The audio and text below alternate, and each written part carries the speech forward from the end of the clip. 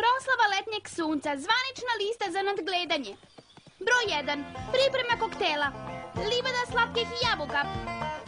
Iha!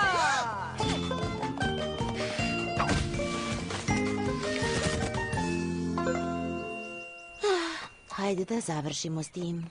Dobar dan. Moje ime je Twilight Sparkle. Pa kako si, gospođice Twilight? Drago mi je što smo se upoznale. Applejack, svi mi na livadi slatkih jabuka volimo da upoznajemo nove drugare. Drugari, ja u stvari... Šta mogu da učinim za tebe? Pa ja sam u stvari ovde da nadgledam radove za proslavu letnjeg sunca, a vi ste zaduženi za hranu? Boga mi jesmo. Hoćeš li da probaš? Samo da ne traje dugo. Supa za sve!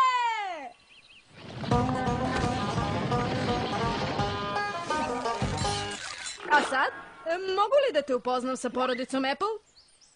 Hvala, ali ja stvarno jako žurim. Ovo ovde je Apple Fritter, Apple Bumpkin, Red Gala, Red Delicious, Golden Delicious, Caramel Apple, Apple Strudel, Apple Tart, Big Macintosh, Apple Bloom i... Baka Smith.